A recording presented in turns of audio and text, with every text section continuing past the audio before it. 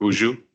Bonjour, everybody. Welcome, welcome. Thank you for joining us today at the community meeting tonight. We're going to be talking about the Eagle staff and blood quantum, and figured we started out with the tough subject first and get us started rolling into the blood quantum. I suppose I wanted to introduce myself. I'm Carlos Hernandez, newly elected chair representing Bois Forte Band. And also tonight with us, we have, you want to introduce yourself or should I introduce you guys? All right. We got Tara Gizik, Secretary Treasurer, Harry. Uju. District 1 Rep, and Shane Drift, District 1 Rep. Not joining us tonight is Robert Moyer. So before we start out, I have some few comments. I'd like to start out on the blood quantum. As we know, blood quantum is complicated and a deeply personal issue with major implications for who we are as a community. How we define our band's membership is tied to our sovereignty and identity. As a sovereign nation, we have the right to decide our own citizenship criteria, and that decision should rest with us, the people, not any outside entity. I know our members have differing views on the topic. Some worry about broadening enrollment by changing blood quantum will stretch our limited housing, education, and per capita resources, and that concern is understandable, and we must plan carefully to protect our community needs. Others feel that the quarter blood rule is already harming our future. We have families where parents are enrolled, but their children cannot even enroll, even though those children were raised in our culture. And if we keep the status quo, projections show our population could decline steeply over time. People are understandably worried about losing relatives and cultural continuity under this current policy. Our band and even wider Minnesota Chippewa tribe has debated blood quantum for years, and in a recent advisory referendum, 64% of MCT voters said the quarter blood requirement should be removed, and 57% said each band should have the power to set its own membership rules. To me, that sends a clear message that our people want change and to reclaim the aspect of self-determination. I support moving in that direction, but carefully and with full community input. We need an inclusive dialogue where everyone's voice is heard and respected, even if we disagree. I'm committed to listening to all our members, elders, youth, and everyone in between to find a solution that strengthens our families and honors our heritage. Overall, I don't believe in taking an extreme stance on blood quantum. Instead, we should continue this conversation together as a community. Deciding who belongs in our tribe is perhaps the most sovereign act we can do or even undertake. So it must be guided with the will of our people and the best interests of our band. My priority is to do what is right for our nation, protecting our identity, ensuring our survival, and keeping our community united. Whatever the outcome, we will move forward together with respect, humility, and a shared commitment for our people's well-being. We were brought together today to talk about and get community input on adding Red Lake into our blood quantum in consideration for a blood quantum. And we wanted to see what the community's thoughts was on that. You know, they're our neighbors, and in the Constitution, it speaks about Minnesota Chippewa tribe, you know, using that quarter of our Minnesota Chippewa tribe, but there's a section in there where it lists Minnesota Chippewa blood. So that's why we're considering using that as an N for Red Lake into the blood quantum. If I may, Mr. Chairman, to add in on that. First off, before I start, I'd like to say it's good to see everybody here. I'd like to say welcome. And when I first got on council back in 2018, a report was shared with the tribal council at that time. It was the Wilder research report regarding blood quantum and enrollment and all that, and looking at that, the numbers, and in 100 years from back then, 4 years ago, 5 years ago, from back then, our numbers will be half what it is now today. And to me, when I read that report, I got scared. And what can we do as a band? What can we do as a tribe? Because our enrollment numbers are going to start decreasing more and more. And let's see, I think it was in 2020, I think it was, when Alan Roy and I think it was Alan Roy, Secretary Treasurer of White Earth, and Melanie Benjamin of the Chief Executive Mille Lacs introduced two resolutions at the Minnesota Chippewa Tribe TEC meeting.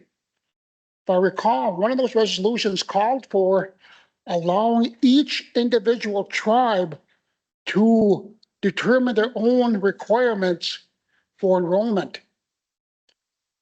And I was in favor of that. I said, yes, that's a very good idea. That's the way it should be, because we're supposed to be sovereign. Well, about 2 years ago, the MCT TEC members did away with those two resolutions. So now we're back to square one.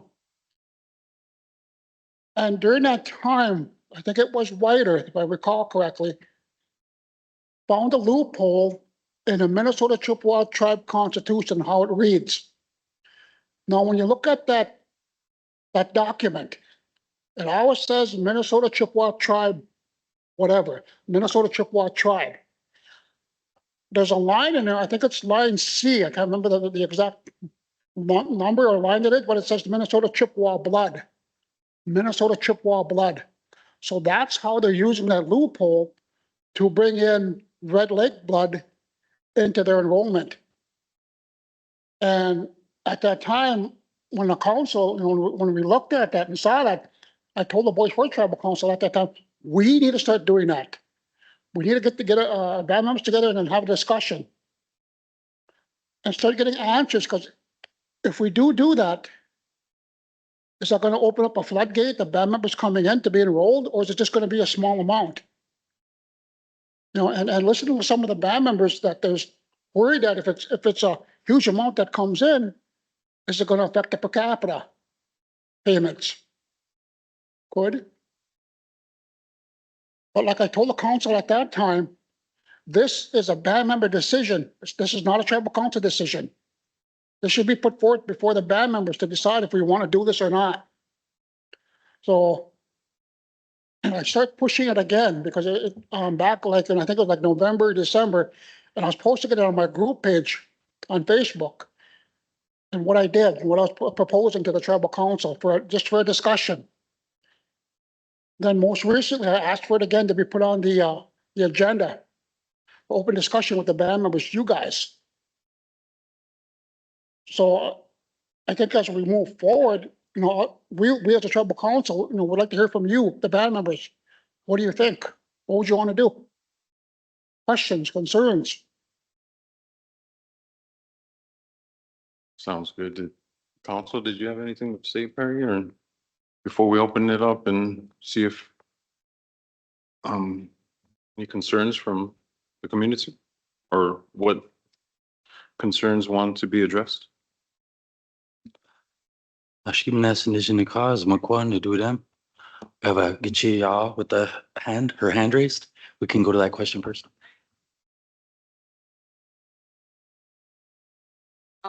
Indian you are, it should be counted as a Minnesota Chippewa tribe. This man is right in saying that in the future, our band is going to be half of what it is today. And we didn't get a goddamn per cap before. So why let us bods keep us back now? Let's take the people that are enrolled or to be enrolled and enroll them. My daughter's more Indian than I am, and she can't get enrolled. But yet Kevin Lisi calls in over the telephone and enrolls his family. I understand. Yeah, we're gonna have to look at that, and I do think that recognizing all federally recognized tribes would be beneficial to us. I mean, they're already federally recognized, right? Why not include it in ours? That's right. But I appreciate the input. Thank you. Which, Thank you, Shane.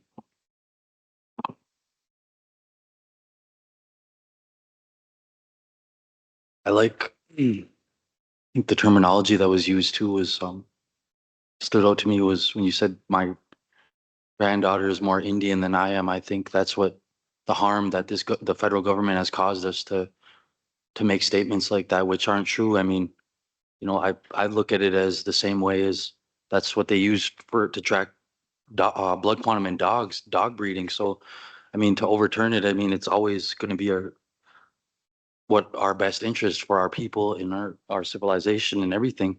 That's how we've been subjected to, you know, to these rules. They can over in White Earth, they're dealing with something right now where a lot of their members are like 24.8%, 24.9. They don't pass that threshold. So I think this is an important discussion right now. And I feel like if there's any more questions, this is what we're here for.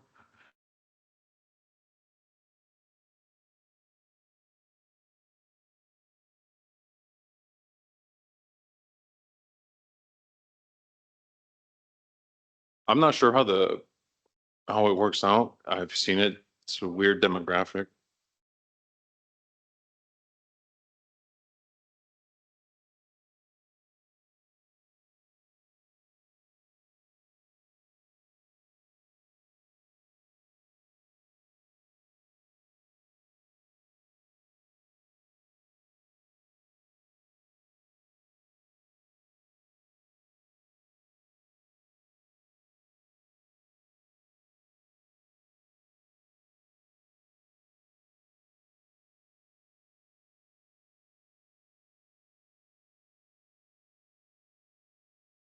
Like, was it some kind of clerical error? Why you're different or something? It was political.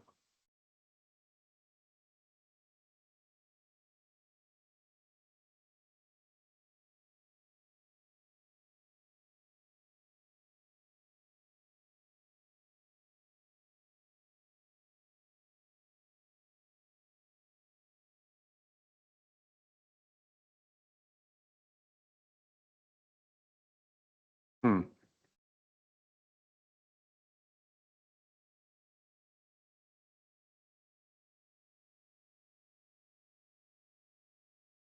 Okay.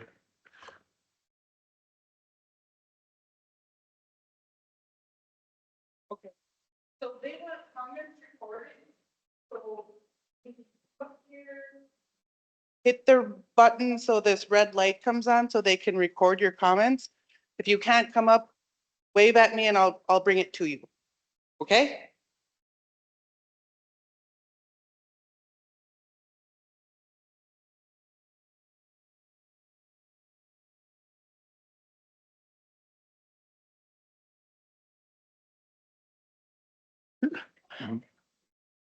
I'd like to also direct the questions on topic of adding red light to our blood quantum.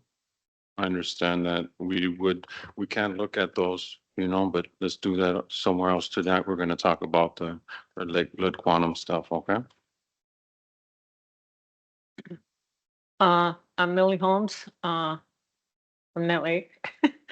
My comment, well, not, I think it shouldn't be only Red Lake, it should be all federally recognized tribes. And I do know, that at one time they talked about trying to get, First Nations in Canada and count their blood because a lot of people have, Canadian parents.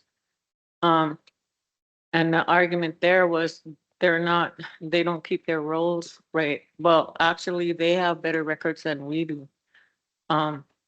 Because they have to track if up there, what they do up there before in the days was if they left the reservation, they gave up their status as Indians. That's why they have status and non-status.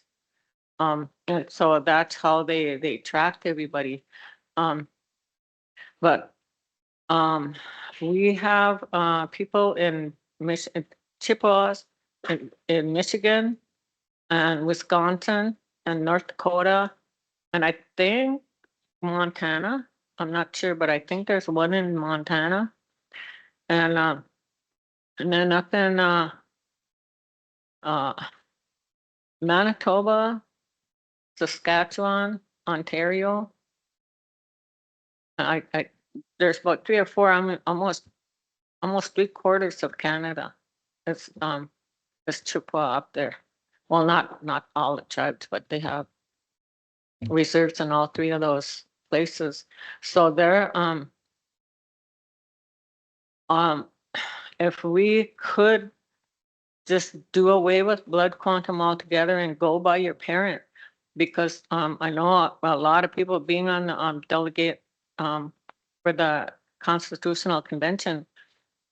A lot of people use the argument that they don't want to use descendancy to enroll people. Well, if that's the case, then we're all not enrolled, because right now we're all descended from someone on that 1941 roll.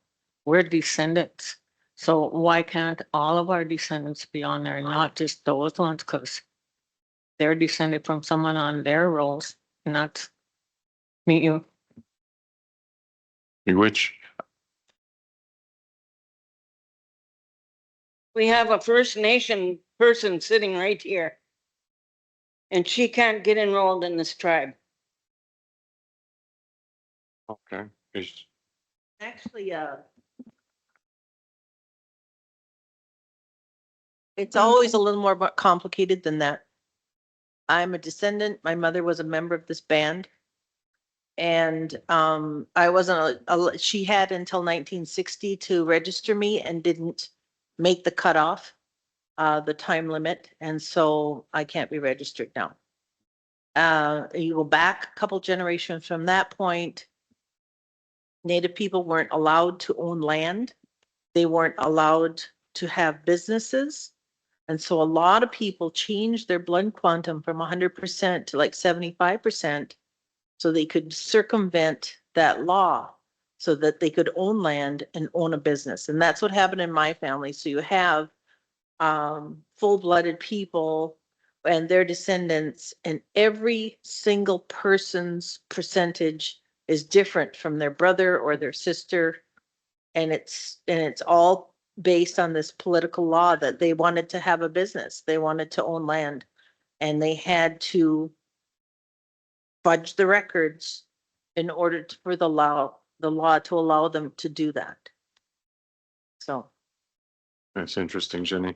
I think we should take that into consideration on how, we should consider Red Lake and opening it back up, so maybe we can raise our numbers back up. Question, does somebody else have a comment on adding Red Lake to the blood quantum? I think adding Red Lake is a good idea, but I think the better idea would be just to not have a blood quantum and everyone is full blood. I mean, we're all Native American, right? We're all Indians. Why do we have to have a blood quantum to prove that we're Native? Why do we have to have a tribal ID? Any other country, they don't do that. They go by regions, right? They don't have to prove that they're Italian. They don't have to prove that they're Canadian. They don't have to prove that they're Mexican. But we have to prove we're Indian. And that to me is just appalling that we have to do that. Why not just abolish the whole dang thing? I was going to swear, sorry, darn thing, and make us all Native, make us all Indian. I mean, do what Red Lake did. Why don't we all be full bloods?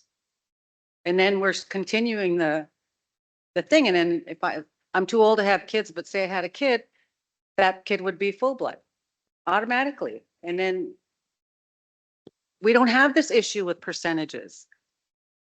It's that's just my opinion. Sorry. That's a good take. I like it. 'Cause that's the kind of discussions that we need to have to, open it up, because I didn't even think about stuff like that. So thank you. We have Tony at the mic. Tony, wake up. I'm a District 1 resident. By 2098, Shane, that number is gonna be less, 10,000. We're at 40,000 enrolled MCT members now. 2098, that ain't that far away. We're down to the thousands here at Bois Forte, even less than 1,000. I know people don't want to go by lineage because of the per cap. But why are we worried about a per cap that hinders our people's fishing rights up in Lake Vermilion? Why are we worried about that little check every year when we have to give up our rights as a people on land that was taken from us? What she's talking about in those history books, they had an anthropologist come out and do measurements in White Earth to determine if you measured the right way to be a full blood or if you were non-native to sell your land.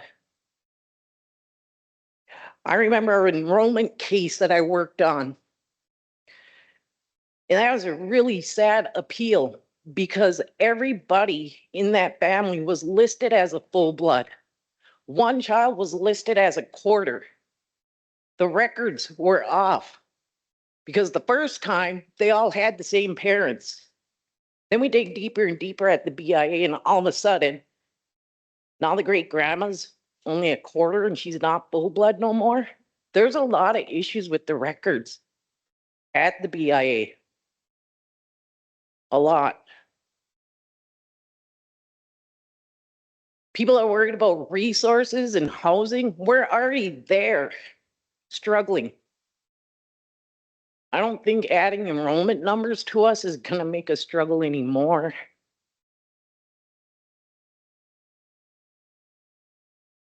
But we're not breeding with our own race either. I didn't know how important blood quantum was when I was having babies. Nobody had that talk with me to tell me to breed with my own race, that we were going to die out because of what the government did.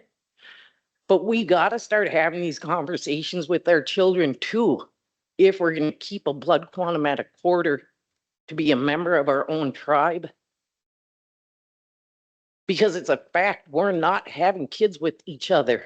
We're seeking outsiders for relationships and to have babies. Make everybody a full blood on their own. That'll solve the problem. But think about it, because you're going to have them people in the background asking you, how did they prove they were even Anishinaabe? Do they follow the way? Are you going to just let everybody enroll? Because there's other criteria too. Because the resource is well thin. IHS services go down to the grandchild. Think about how full the dentist is now. We're never going to get an appointment then. So there's lots to think about. Thank you. Miigwech, Tony. Those are some excellent points as we got to consider, it's like, are we gonna let ourselves hit that 2090 number or actually make changes? Oh, Shane has something to add. Let me ask you all a question. Who all in here has an odd number for all your blood quantum and blood quantum? Who all has an odd number? Now, my blood quantum is 94%. How is that biologically accurate? 94%. That doesn't make sense. Because if you take a half and a half and pour it together, what do you get? And and how the blood quantum was recorded. We had that same issue within my family, where the brother and the sister were different, yet they had the same parents. So they had to go back and get it fixed. And yes, I agree that, that per capita shouldn't be a factor into this as we move forward with the blood quantum, especially adding red light blood quantum, if that's what we're going to do. But we still got to listen to each other's concerns. And that's the key thing, is listening to each other's concerns and respecting those concerns. I myself, I'd say I want to move forward. That's why I kept pushing this. And I think that hopefully the band members, if you guys decide this is what we want to do, And yes, then let's do it. And push forward. Thank you. Okay, we have a question coming up to the mic. You're good. So we can only accept other Minnesota Chippewa tribe blood? Or can we open it up to accept all federally recognized? We can- Right now, this is only addressing the Red Lake blood, because that's basically what the other two reservations are using as a loophole, because of how it reads. It says Minnesota Chippewa blood. It doesn't say Minnesota Chippewa tribe blood. Tribe is left out of it, so that's the loophole. And for now, if we just address that part, and then the other stuff later on, like I'd like to just add Canadian blood, because that's who we basically want to cross the border with. And when our members are going to get married up there, or they'd come down here, pick some of our members and marry them. You know, and you know, you got the other reservations and how they did theirs. Some probably went over to the Lakota people, got married, and went back and forth. You know, the people down south probably went back and forth down that way. But I think for now, if we just address the Red Lake blood quantum, and then gradually taking more and more steps forward with this. Okay, do you know how many people this will actually benefit? That was one of my questions when I started pushing this. I said, do we know how many people this would allow to be enrolled? And that's something that we're going to have to gather all that information. No, Are they tracking all indigenous blood? Or are they only tracking Minnesota blood? With the Minnesota Chippewa tribe, they're only concerned about the Minnesota Chippewa tribe blood.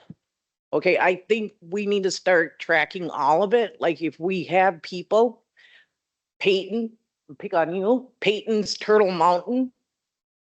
But that should get tracked under, if they enrolled Thea here, that should get tracked under Thea's blood too. So when Thea asks for a certificate degree of Indian blood, all of her blood is counted instead of just ours or what she's enrolled under. It needs to be tracked, all of it.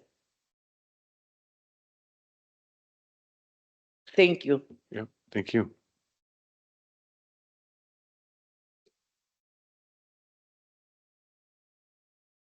Excellent point. Another. It would be beneficial to consider all federally recognized tribes in our blood quantum. At this time, we're talking about Red Lake. Does anybody else have any comments on adding Red Lake? I do. Kind of like adding, well, go ahead, Dorothea. Okay. I'm Dorothea Klutchka. Y'all know me. So I got quite a bit to say, and I hope I say it all. I hope I don't skip anything. Shane, I'm in agreement with you, what you said about the numbers going down, because that's just logical and it will happen. And I'm in agreement with that statement you made. And I'm also in agreement with accepting the Red Lake blood. I'm very excited myself. I feel joyful. I came here when I was young from foster care. I found my mom here. And I didn't know anybody in that lake. And so I've been here on and off for quite a few years. I've lived up here straight for a while now, about 30 years. But the thing is my children, some of my children, they're enrolled Red Lake. The reason for that is not because I didn't want them enrolled here, because they grew up here with me on that lake, pretty much their lives, you know. They went to the Orr school and whatever, but I'm only a quarter Indian blood from my mom. Like my mom's mom, Annie Lingletter out of Zane River in Canada, her blood wasn't accepted. So that cut that out. And so like it does, it cuts out blood quantums. And so then I end up with a fourth of blood, which I'm eligible to be enrolled here. But my kids, their dad is a complete full blood Indian. And you don't meet many full blood Indians, but you do in Red Lake. There's a lot of them over there. But anyways, so they did a thing, they had to be enrolled there so they could say that they were Indian, you know, and we know they're Indian, they look Indian. Um, they don't look my color, they're all darker than I am, but they don't have very much blood quantum because they actually cut down things over there on the Red Lake side, which they addressed not too long ago. So that opened up after a certain year where they could go in and reapply because they had cut out full-blooded, which they shouldn't have done. So they had to they did retract that. Um, and so that made him a full blood. And so my kids got higher blood quantum, but you know, they don't even have my blood quantum listed anywhere. Or the blood quantum over there doesn't come over here. So it shows them with this little blood quantum. And they should have their full blood quantum that's supposed to be listed, like a lot of people, right? It happens. It's just happened through history and through all the years of all this stuff of the government trying to do what they're trying to do with us. And so us as a people, we can vote this. We can vote this now to accept Red Lake blood. And in the future, hopefully, we can vote on adding other Indian blood. Not myself. I hope we accept all Indian blood because I have a grandson in Wisconsin. He's Oneida, you know. I have a grandson that has Lakota. I mean, we have all kinds of people that love other people, and that doesn't make them less of an Indian or should take away their Indian blood. And then also, can you guys hear me? I feel like I'm not talking loud enough. Huh. But you're good. Okay, um, so I am going to say personally, and this is very personal. My kids grew up here, not even be able to be on summer youth program when they're teenagers because they weren't a band member. So I had to go through AOA in Virginia every summer to get them on a job. Well, that's like pushing people out. That's not making a child feel accepted in their own community, around their own people, because they're their own people here too. I mean, that's just an example of the things that my kids went through. When we lived in Virginia, Virginia, Minnesota, my kids went through discrimination from white people with the police, the teachers, all kinds of things. And then we moved up to Bois Forte here, and I'm just going to say it. They went through discrimination from their own people for being enrolled in Red Lake. They're called wannabe, all kinds of names. That went on, but my kids toughened up and they're like, whatever. And that's how I feel. It's like, it's not about a wannabe. It's not about a game. This is about being accepted in your own community and with people that you love and you hang out with, your friends, you know, your relatives. But anyways, so that part's very personal to me. And I want to say about like with funding issues, the more people you have on when you're doing a grant or for a fund, whatever you're going for, most of the time the amount of that depends on the people that you have, right? So that's just logical and common sense there also. You have more people in your reservation, you're getting bigger funding. So you are being taken care of. It's not taken away. It's like still evening out. And also like with the school up here, the school in Net Lake on this side has been losing numbers for a while. Well, it's hard for my kids to have housing up here because they're not allowed to rent because they're not a Boys Forte band member. There's a couple units that will rent to outside of a Bois Forte, but it's quite expensive. It's $600 a month. So it limits where my kids can live here. There's a big limit. And then with employment, that's another thing to this day, even with the housing and the employment. If you're not a band member, honestly, if you're Red Lake, I'm just going to say this, and this is going to sound a little prejudiced, but it's not. I had someone say to me before a few years ago, your kids are looked at worse than a white person because they're enrolled in Red Lake as far as getting help with services or anything, or a job. So I know people are going to get at me about some of the things I'm saying, but these are the truth. This is what has happened through the years, and I'm glad to be able to say it, that there are the things that happen that people don't intend to happen, you know, with this blood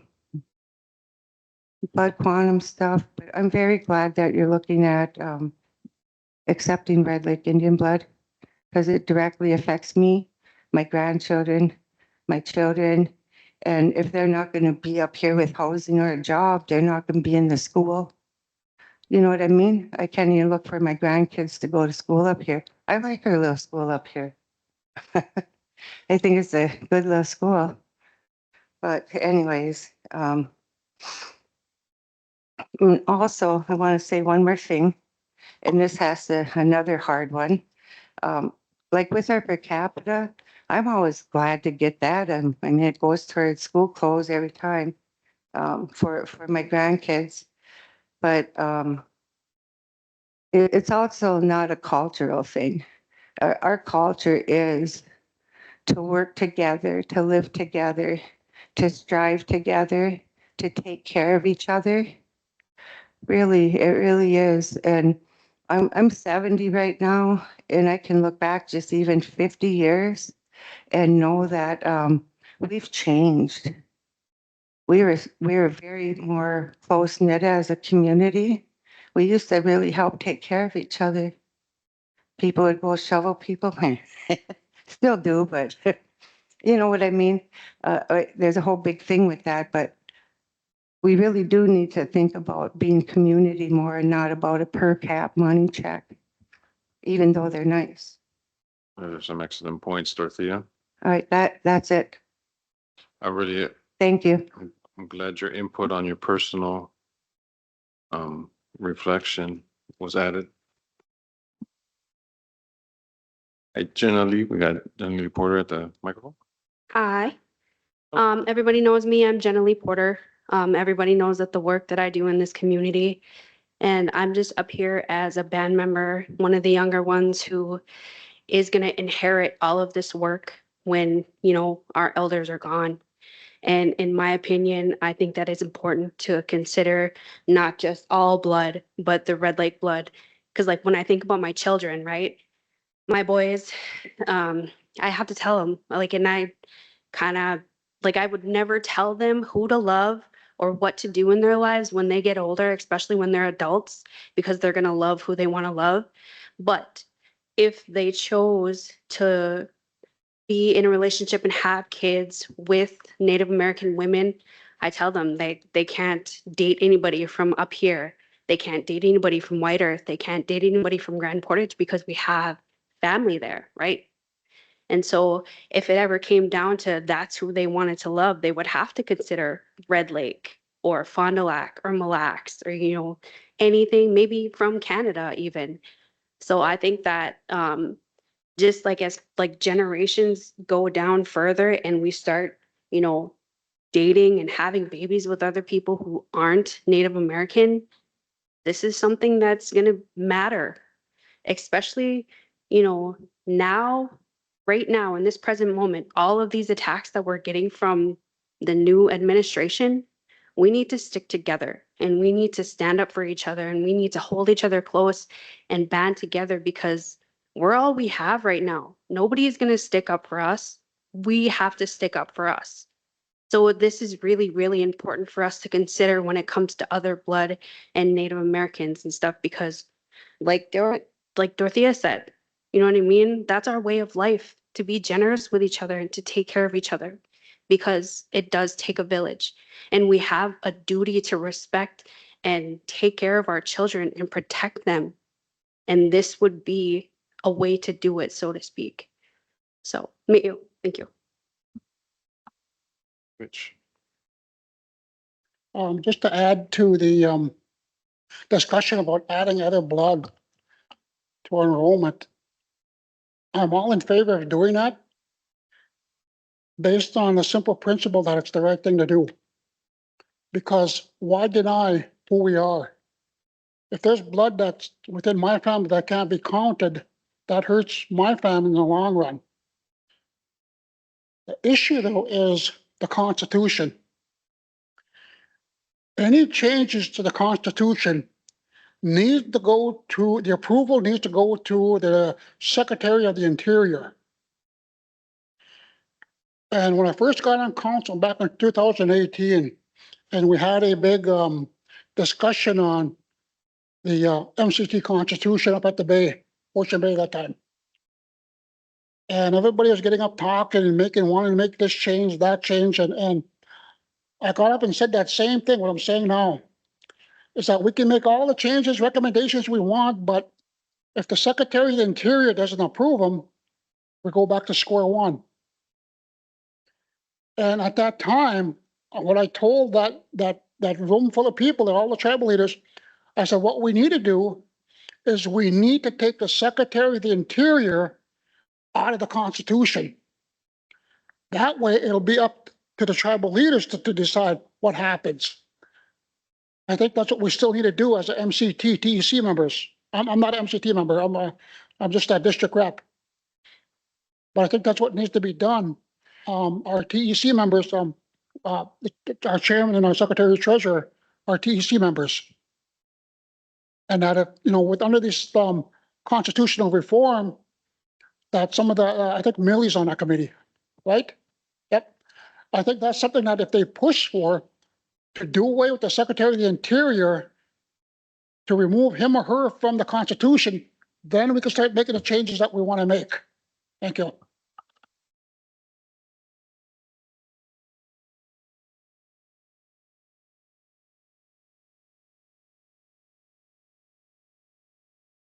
Millie, I just wanted to address when he brought up the Constitutional Reform Committee. I just want to point out that that's one of the main things that we have been working on and discussing since day one, is getting the Secretary of the Interior, any reference to him removed from the Constitution. But we already did try to have a MCT-wide ballot sent out to everybody on this. But the major problem is, if we strike that out of there, we need to have something to replace all of those.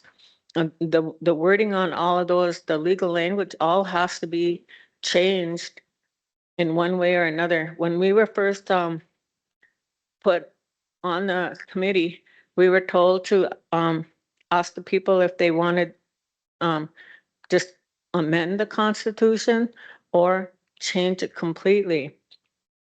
And then the first year and a half of meetings with people, and in fact that a couple of meetings down in Duluth, I was happy. There was a lot of Bois band members that showed up, and they were kind of getting mad at Leech Lake and White Earth because they were quarreling around about a budget. And they got up, and I was surprised how many of them were young people that, first of all, talked to them in Indian and then translated it to English.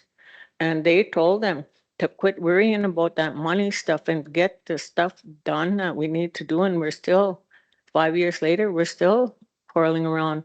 But the last couple of meetings, we did get a couple more delegates from Bois Forte, because we did start out with 10, but as they left employment, they also left the committee. And so there's Linda Tibbetts and Bill Isham, Tony and me and Tracy. So there's 5 of us. We did have a Duluth urban area and a Minneapolis urban area. And I think we were looking for someone from Bemidji. So that would pretty much take care of all of our delegation. But for right now, that's pretty much how it stands. And that's what we are pushing for, is to get that secretarial. And in fact, I think that's coming up at the next TEC meeting. So just to warn you. But and that's all I want to say about that part of it. Thank you, Millie. And yes, it is moving. There's stuff moving on at the higher level. I'm not at liberty to talk about it, I guess, but it's moving forward.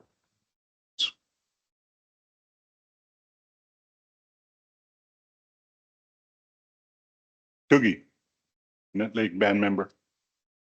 My only question was, and Millie kind of put a little light on it, was these changes, like you talked about, have been going on, trying to bring something about for the last 5 years, and here we still are. Carlos, you just said that things are happening that you can't talk about, but that's encouraging. I guess a question in my mind would be, okay, so when are we gonna get some results? When are we gonna, what's it gonna take to do this? And pretty much, like even Jenna said, we all need to get together. I think that a lot of people are in favor of this Red Lake blood, all blood idea, because I am. And I think we need to reach out somehow to the rest of our band members, the people that couldn't make it here or are not here. Somehow we got to get around to them and get their ideas, even if we have to go to their homes. Somehow we have to do that. Get everybody on board. And that's what it's going to take, right? Thank you. Which, what Shane has. I think, to address that issue that you just brought up, there is that the next MCTTEC meeting is this coming Monday.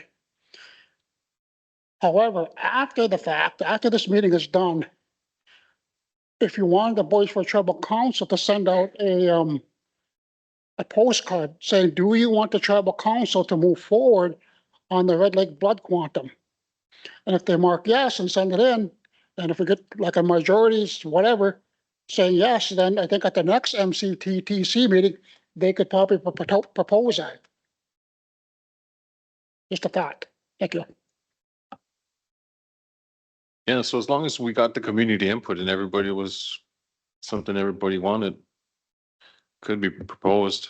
But that's why we're here tonight, is to talk about it, to make sure that everybody's on board and, everybody has input. So it's not just us up here making decisions for the band, because we represent you. So we're up here representing you. I want to know what you have to say. Mr. Chairman, Yes, I'd Ray. just like to say a couple of words. I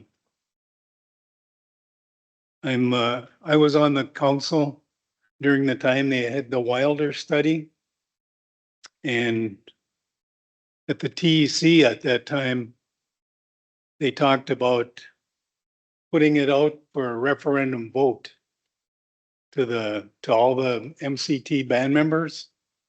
And there were three scenarios. One was accept only Red Lake and Canadian Ojibwe blood as part of the blood quantum. But the key thing in all the 3 categories were that they had to have a Bois Forte base. In other words, there had to be some Bois Forte blood in there. So you couldn't just come, say you're a Canadian and you're going to enroll in Bois Forte. You have to have a base of Bois Forte blood.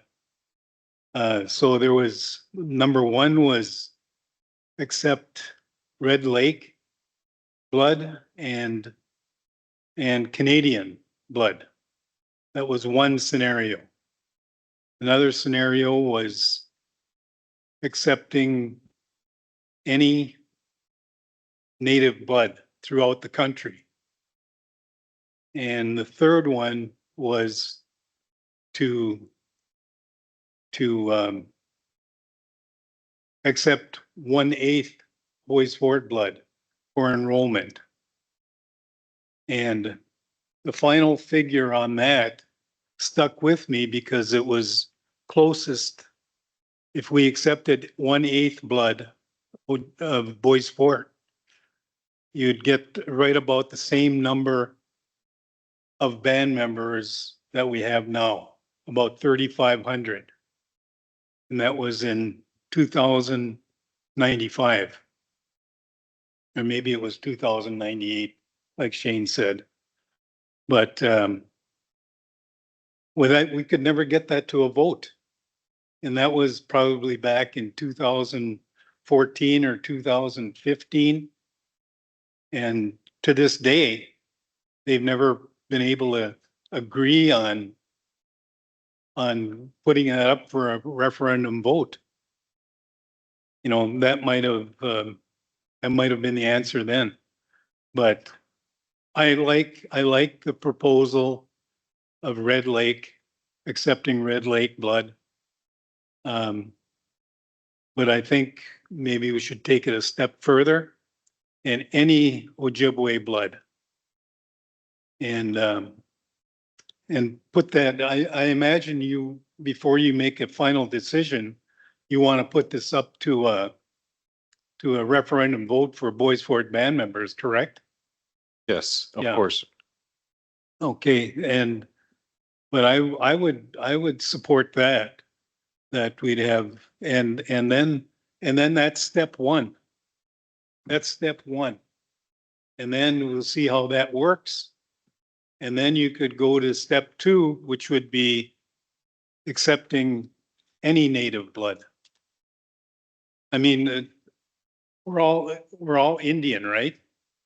I'm only 1/4, so maybe to some I'm not, but I am 1/4 Ojibwe, and so maybe that's a start, you know. And then if we see how that works, and then go to accepting any native blood, because an Indian is an Indian, right?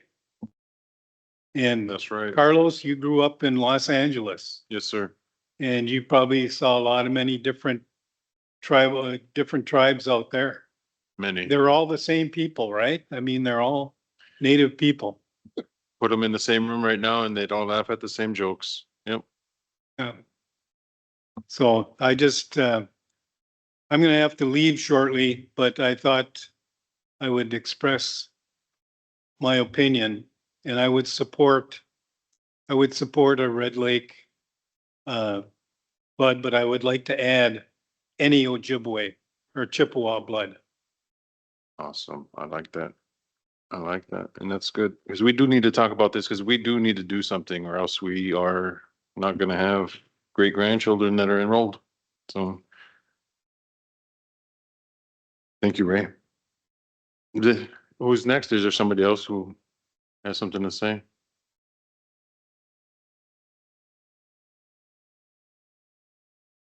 Look again, just one comment on what you just said. We Yeah. have too many Bois Forte people that are not enrolled at this point. Thank you. We have too many people from Bois Forte that are not enrolled at this point.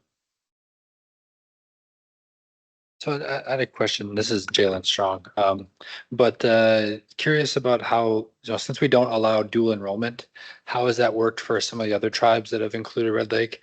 Are they essentially like stealing Red Lake tribal enrolled citizens to their tribes to allow them to be enrolled within Mille Lacs, or I can't remember the other tribe that you used. But say if we included Red Lake into our blood quantum, we don't allow dual enrollment, so they have to disenroll from Red Lake to enroll here, correct? Yes. Yes. So I guess, is there a way to to acknowledge that with, I don't know, for the future, you know. So for people to consider it, or while people are considering Yeah, this. I mean, like, again, this kind of, I'm sure this probably returns to benefits, right? Like Dorothy was saying, like, she's not able to get assistance here because they're enrolled in Red Lake. They would, I, they would probably disenroll from Red Lake to enroll here. I don't know, but then we're kind of asked, I don't know, are we asking them to kind of remove that identity from them? I don't know. It's a weird kind of Yeah, question that I that's- had in my head. That's why we're having this discussion, to bring up stuff that has not been considered before, because I didn't even think about that. Yeah. Thank you, Jalen. Jalen brought up Miranda Lilia, Bois Forte band member. Jalen brought up a question in my mind, and even though I've worked with enrollment for so long, I don't know the answer to this. Does Red Lake accept Minnesota Chippewa tribe blood in their blood quantums? I'm not sure, but Tony's saying yes. Okay, Tony's saying yeah. Okay.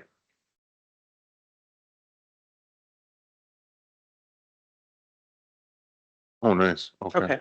All right. Thanks.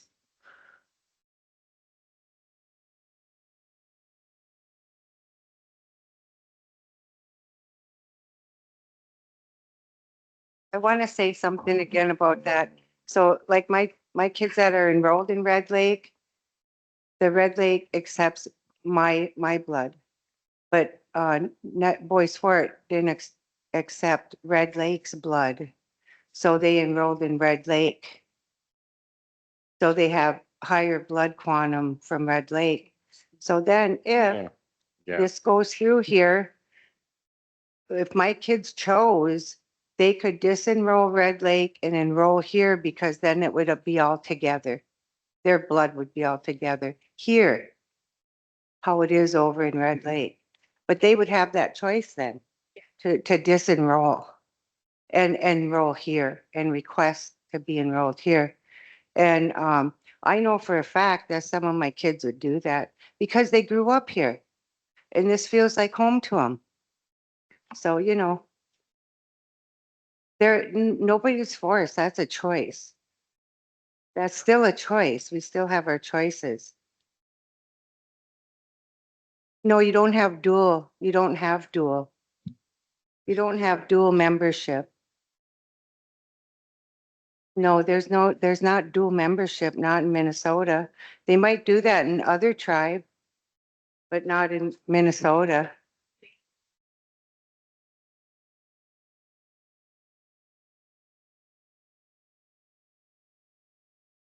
Right. They,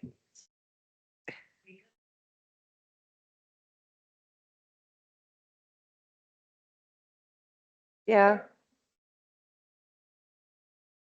Yeah, but what I'm answering this question is, they still have the choice to disenroll and ask to enroll here. And they have to disenroll there before they can ask to get enrolled here.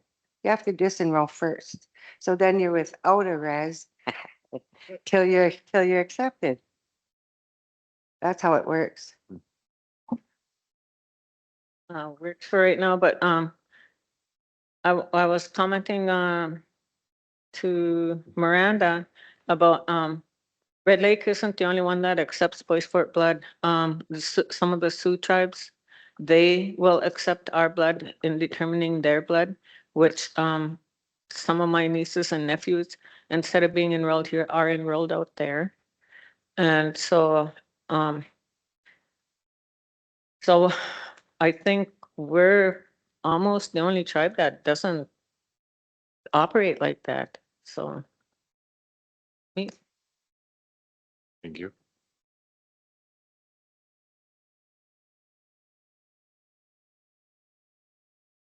So far, the consensus seems to be, I mean, moving forward with it. I mean, of course, there's always two sides to the story. Does anybody have any cons they'd like to bring up?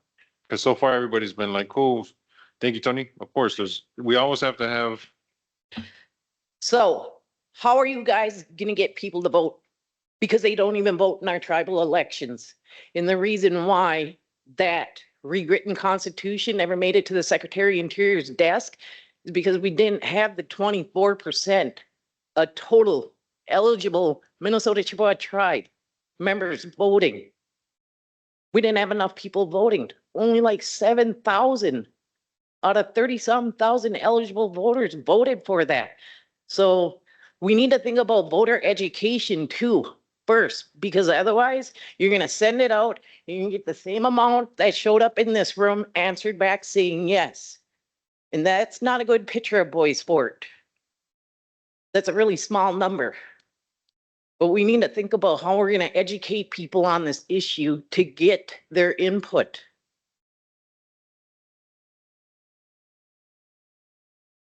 That's a good point.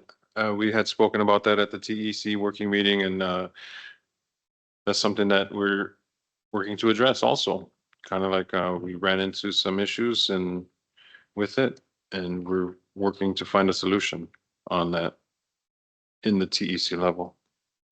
Sarah? Can I just, I'll comment on the secretarial election.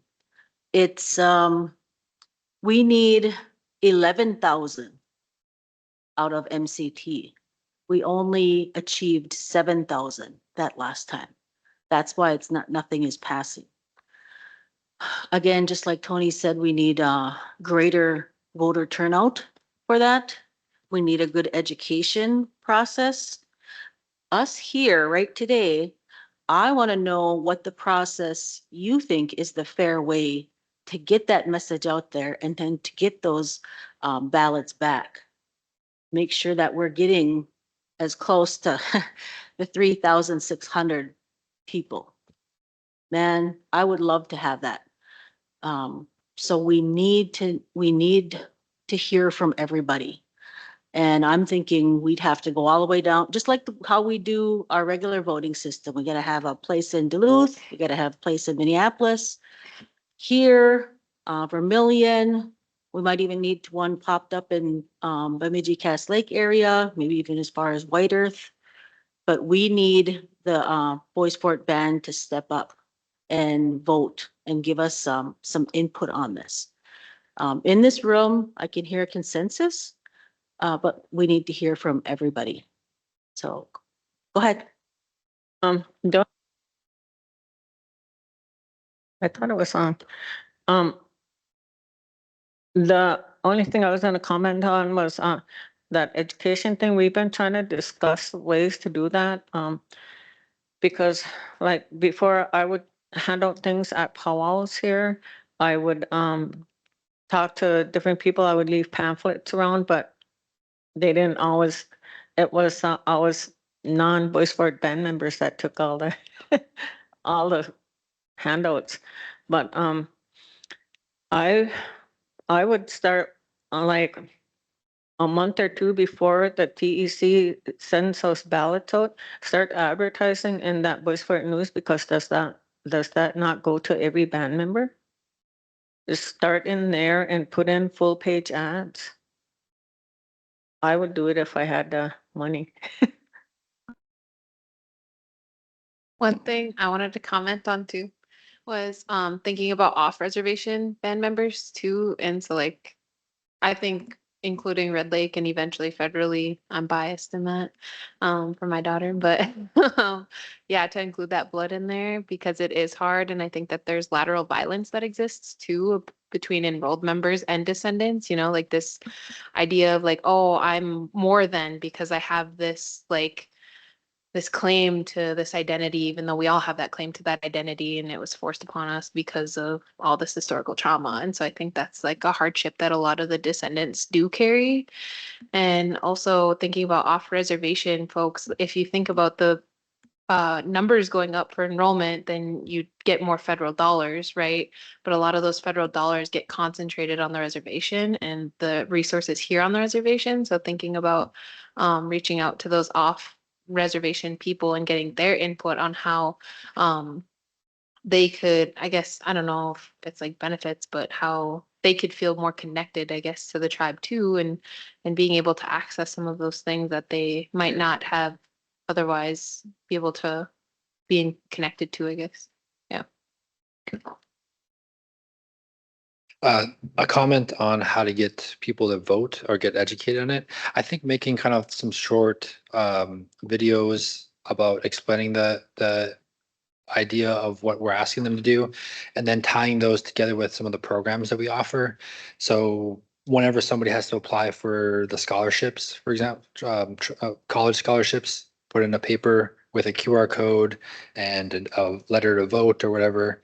If somebody is applying through our tarot program, 477 program, PRC, things like that, like they're kind of asked like, did you vote on this? Do you know about this? You know, not necessarily making a requirement to access those programs, but at least having that slipped in with those applications. And then that way for what, Dan, what is PRC, like 60 miles from the reservation? Dan Rabideau? PRC, is that 60 miles from the reservation, 90 miles? 60? Yeah, so we have however many band members within a 60-mile radius of the reservation. You know, we have tribal citizens that are applying for our scholarship across the country, you know, that are ideally probably over the age of 18. If they are, you know, applying for their trust fund account to be released, then they're, you know, over 18, they are able to vote. It might be a good idea to throw those in there to be able to have them kind of more knowledgeable on things. Maya, for example, just turned 18. She could vote.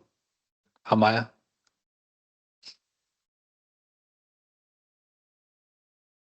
My daughter has represented the reservation twice in being a princess.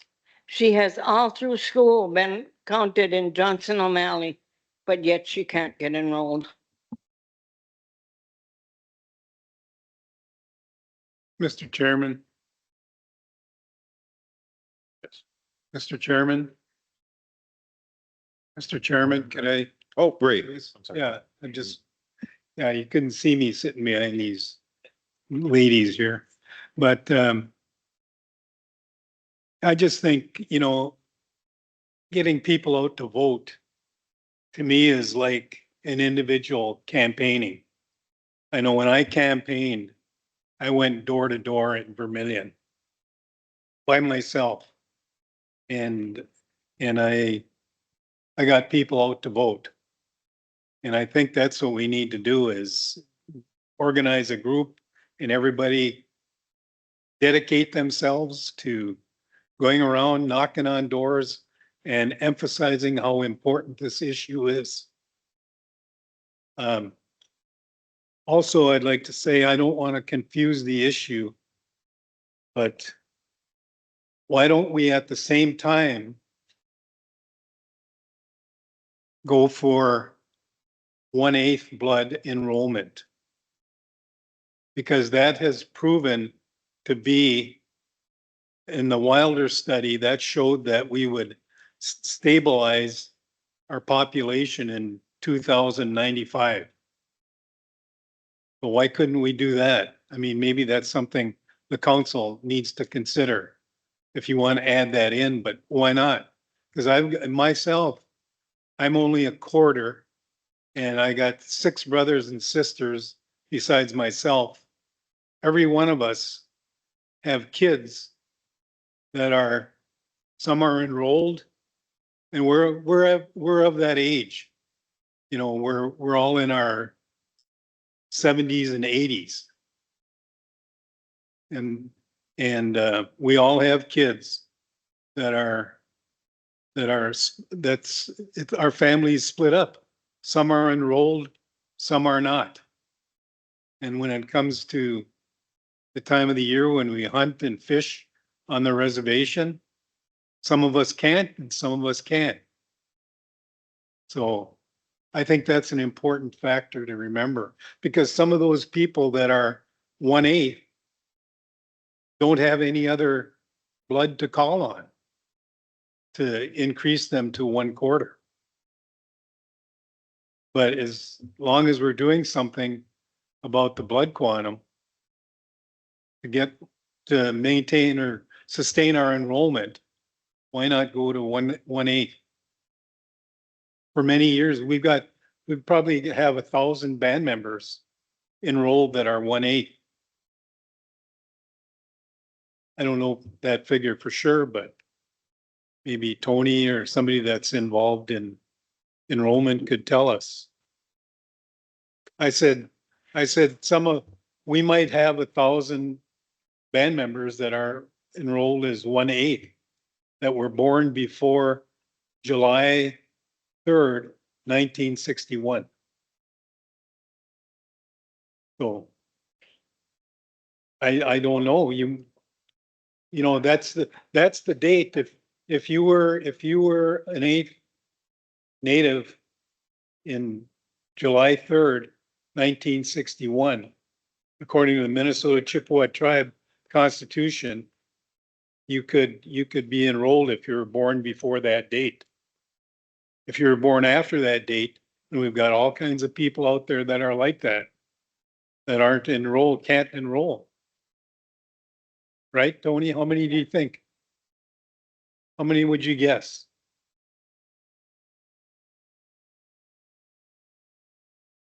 Yeah. 500 to. Yeah. So why not go there? I mean, if we want to sustain our enrollment. That's a good point. I haven't thought about that one. I don't know what that would imply, but yes, that's something to look into. That's what this meeting is about, to bring forward ideas. Go ahead, Jalen.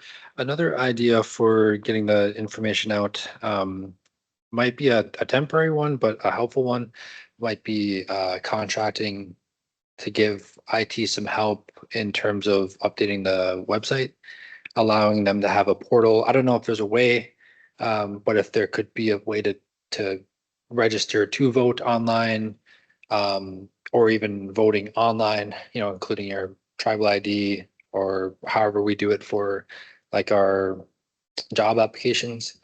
That might be a way to get additional votes within there. But then just kind of helping to stay a little bit more up to date. So it's not, I don't know, is it all on Eddie to do the website at the moment?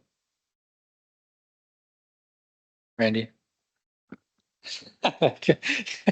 I'm calling you senior management out here. But it might be helpful to have an additional contractor or two to be able to help with the website in order to allow for some of these services.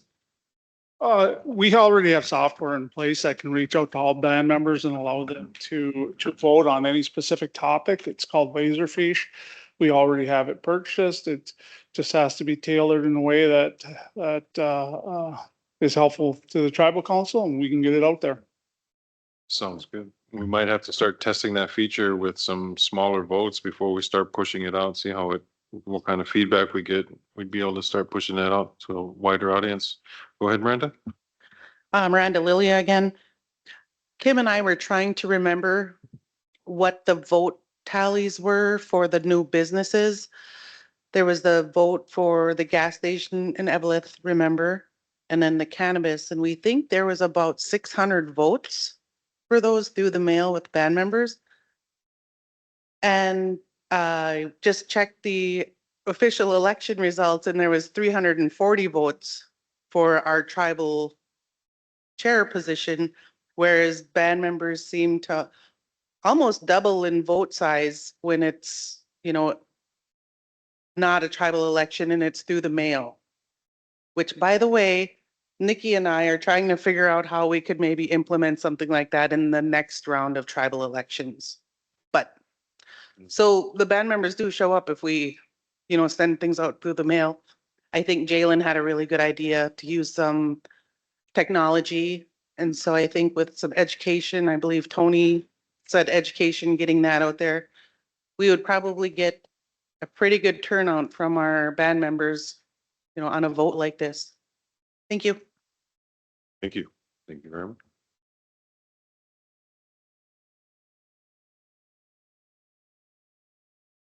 I think we might have one more comment. I know, no? I'd like, if anybody else has more comments, we're gonna, okay, we got Tara, which has some comments before we move on. I don't want to further extend this, but the things that I'm thinking about, are, we'll take a look at that Wilder study. I think there's another one coming out, but I don't think it's to this point. The dual enrollment, Toogie, I like that you asked about that because that's something that we need to take a look at. And then of all the 6 bands, we already accept that blood. And then the other Minnesota bands or any surrounding bands, how are we going to, how are we going to accept that? We accept Red Lake and then we get bigger. And then if we accept Nakota, we get bigger. So I'm just wondering, that should be factored to you also. Would you like, you're gonna do Red Lake first, and which succession would you like to be accepting? How we're gonna get bigger and bigger, and how we can sustain that. And thank you for bringing up the 8th blood. I think we should look into that also. I'll look into all that online stuff to try to get the process going. So it's so it's verified. You don't just throw out a bunch of, autonomous paper and you don't know who's filling that out and then you just accept it. So we need that verified by band members that are voting for their issues.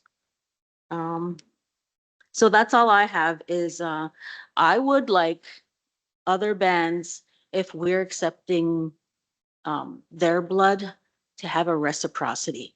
They should be doing that with us too, not having to choose one or the other.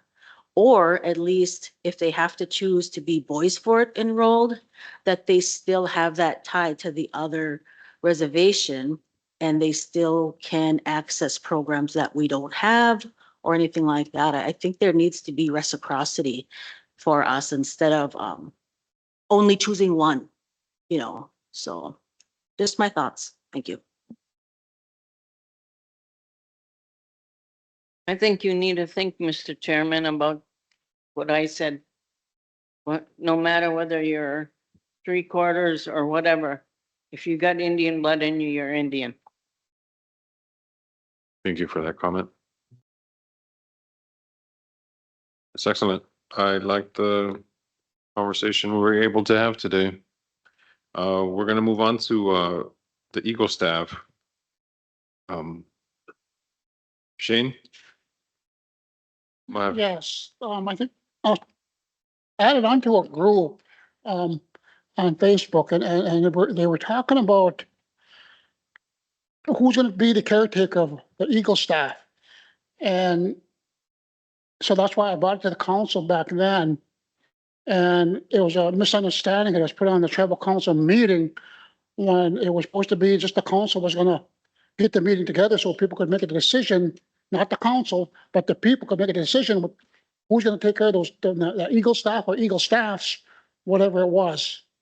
So it wouldn't be a council decision, it'd be the band members.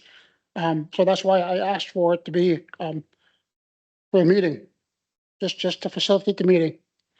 And if they're gonna leave them here, that's fine with me. But I'd like to know what's gonna happen because it's still up in the air.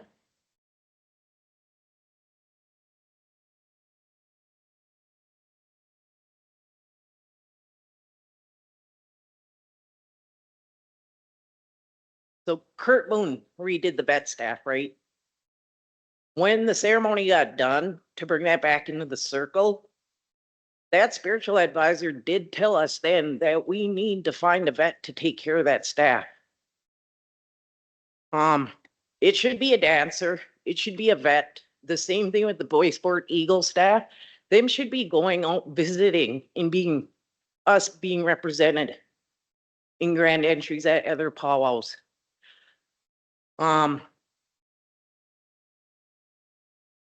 like to suggest Brian Whiteman Jr. to take care of the Bois Forte staff because he is in that circle. He's not a vet. And I'm not talking about the vet staff. I'm just talking about the Bois Forte Eagle staff. But some vet needs to step up for that Eagle staff, for the vets one. Because they need to be out there. They need to be seen. They need to be at powwows. It's not just here for us. Thank you. Rich Tony.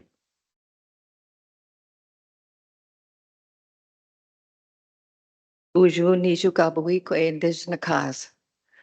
I'd want to say about those Eagle staffs is that the veteran staff that was just done. There's a story behind that one.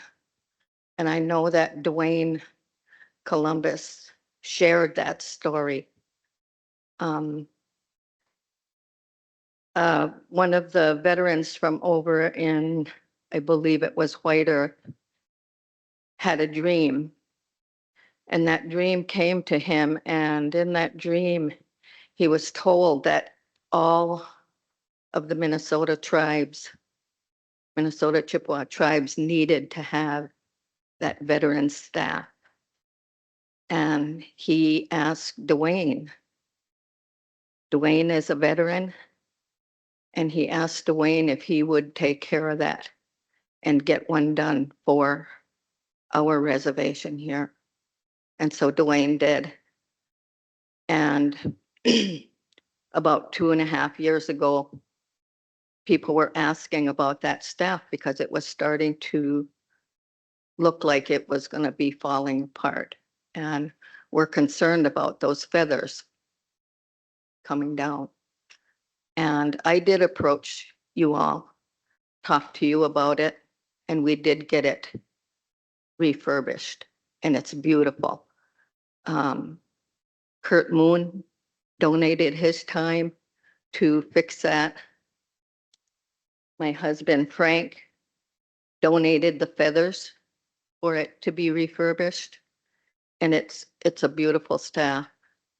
And yes, we do need a veteran to step up and take care of that. And I asked some of the elders recently about who they felt would be a veteran to take care of it. And Jerome Whiteman's name came up to possibly have him take care of it. My nephew, Brian Porter's name came up. He's a veteran. They're enrolled here. Adrian Whiteman also was brought up. She's a veteran enrolled here. And any one of those three, I think, would be great if they want to take that responsibility on. I agree with Tony that those staffs should be traveling to represent us out at the other powwows and other places where they have celebrations. The other Eagle staff that's sitting out there, I've had a few of the veterans question about refurbishing that one as well. Kurt Moon said he'd be more than happy to take care of it. He also indicated that he looked at the feathers that are there and feels that they can all be redone, cleaned up, and I don't know how you would say it, made to where they, the feathers look like they're new again. There is a part on that staff out there that the lines that are holding those feathers up at the top, it looks like it's going to be breaking soon. And I have a concern about that because I don't want to see those feathers come down to the floor, come down to the ground. We need to do something to respect that staff and to get it refurbished and to take care of what needs to be done with it. Kurt did say there's maybe a couple of the feathers that may need to be replaced. But I think we do need to, find somebody to take care of those feathers. And I think we need to be open to allowing those staffs to travel to other functions, to other powwows, to other reservations to represent us. Thank you. Thank you for that. I remember when, Adrian Waitman approached the council about taking that Eagle staff to the powwow. And the council asked me what I thought about that, and I said, yeah. I said, it wants to travel. That's why she's asking.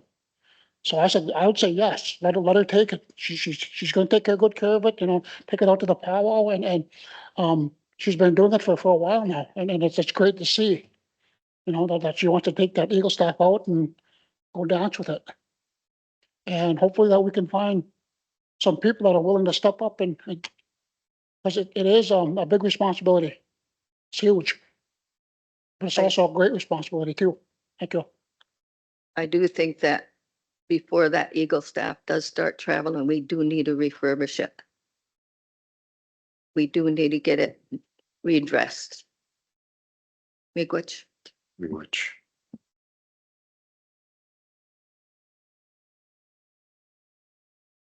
Mr. Chairman. In response to what Linda was saying, I just happened to be going to the Veterans Powwow this weekend, and I'd be honored to take our Veterans Eagle staff down there and represent Bois Forte, if it would be okay with you all. yes, Thank you. of course.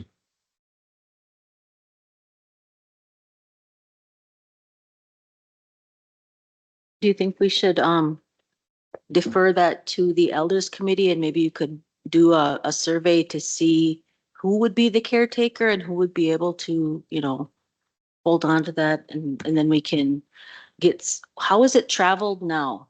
I mean, we want to have it protected as best as we can, so I've never traveled with it. I've never seen how Adrian does it, but I just make sure that what we have now that is super protected when it's traveling somewhere. And then if we need to do anything before it travels and then when it's returned back, I think we should look into that as well. Weekend's coming up, so if nothing gets decided, that's fine. I know that I could secure it in my camper so that it would be good. And I was just thinking about, it looks like the size of some type of like instrument case that might have foam in it that would secure it, perhaps. Look into some kind of a case that it could travel in. I don't like the idea of putting it in something though. I would have it standing in my camper secured to the wall so it's not enclosed. but maybe that's something that you all could, put your heads together and figure out how you want it transported, how you want it done. Because I don't know about the rest of the council, but I'm not an expert in that, so I would take the elders,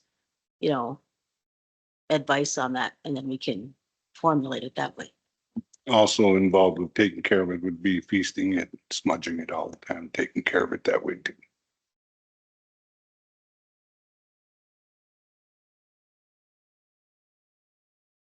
Does anybody else have any concerns or comments about the Eagle staff? I would just like to add too that, Donald Scholes expressed interest in helping out with that other Eagle staff, if they're gonna redo it. And I said, I'll pass your name along to the ones that are working on it or whatever. And, for myself, I know that's a huge responsibility. And one of the elders asked me if I would take it. I said, no. Too big of a responsibility. I said, with myself, I said, every time I want to bring my drum out, the drift drum, we have a family member pass on. And since I've been in council, I've lost a family member almost every year now. So when you lose a family member, you take your traditional drum and you tip it up sideways. That signifies the drum's in mourning. When I lost Christina, that's what I did. Put the drum up sideways like that. Then what happened? And then Mark, my cousin Mark, he passed away. So I put the drum up like that again. And it has to sit like that for a year because it's mourning. And then when it needs to be brought back into the circle, you got to do a ceremony for it. So I haven't had a ceremony done for the drift drum in a long time. And waiting, I got to wait for another full year since Mark passed. And then to have a ceremony done for it to bring it back into the circle. And hopefully none of my family members will pass, hopefully. Thank you. Rich.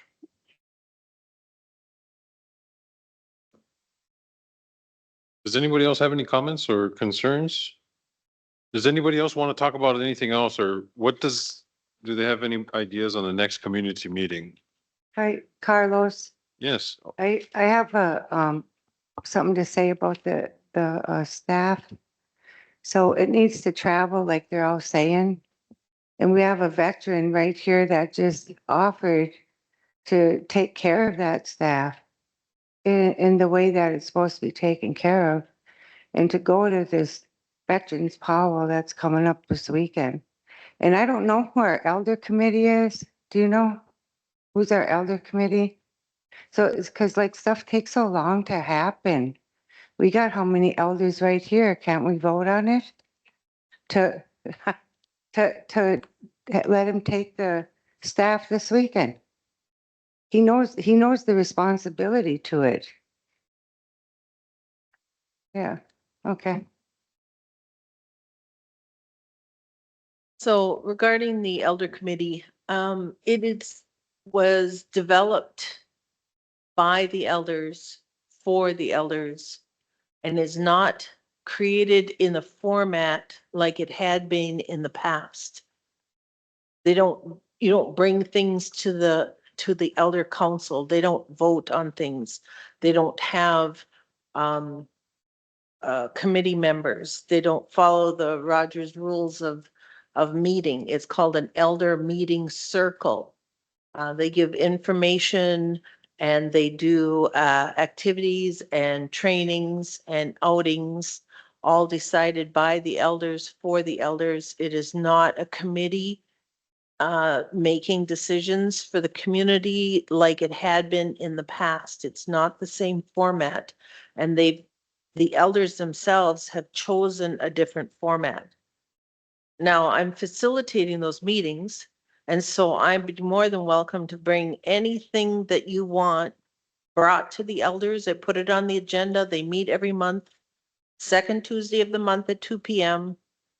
It's set up by Randy's IT department, so it's live in Vermilion and live in Net Lake, and we see each other and we talk to each other live. But as far as it had been in the past where they had a chairman and representatives and they used the Rogers Rules of Order and they made decisions, and that it's not that format at all. The elders have chosen not to use that format. But they're more than willing to discuss and entertain any topic you wish to bring. Thank you for that info. And what day is that? Is it usually like the last Friday of the month or first Monday? Second Tuesday of every month at 2 p.m. And you can. Perfect. I just wanted to offer a suggestion. And that's going to be online or it's Yep. available online, right? Yeah. I'm sorry. Sorry, Carol. All right. Thank you. So Carol, we have Carol at the mic. I just wanted to offer a suggestion. You know how we were talking about trying to get everyone up to date and kind of know about the voting on the quantum? Why can't we send something out in the per capitas? Because everybody opens up that check. Right? And they're gonna see that. You could have your barcode on there and they can get on there and check it out. But having maybe even a postcard in there that says, this is what we want to do. We need your vote. Right. That's a good idea. Much appreciated. Per capita handout, per capita stuff. I just have a request with these Yeah. Eagle staffs, instead of it, can it be a little bit more inclusive? The entire community with this discussion with the elders? Can everybody be invited? Because we need to start learning from them. We do. And how they come, the thought process with this stuff. But it needs to be inclusive. And it's fine if you guys just want the elders to make the decision. I'm just saying, include everybody in that talk with the elders. That's a good idea. You can have a busy elder meeting, Jenny. We're gonna be packed in there talking about this, so.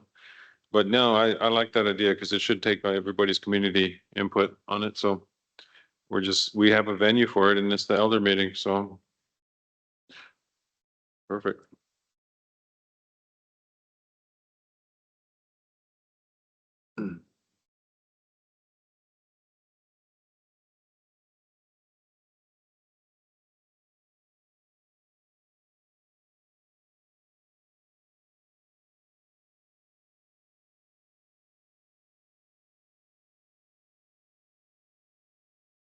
Sounds good. Does anybody else have anything else to add?